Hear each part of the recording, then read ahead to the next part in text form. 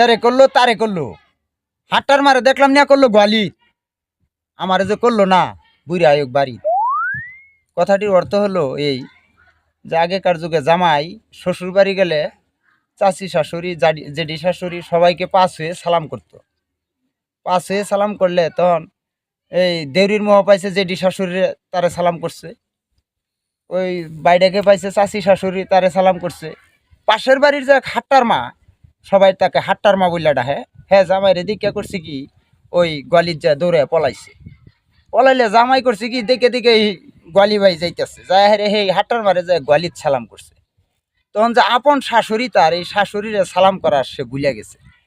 ভুলে গেলে তখন শাশুড়ির আগে কইতাছে, ইয়ারে করলো তারে করলো, হাট্টার মারে দেখলাম করলো নিয়া গলির, আমারে যে করলো না বুড়ি আয়োগ বাড়ি। মুরব্বী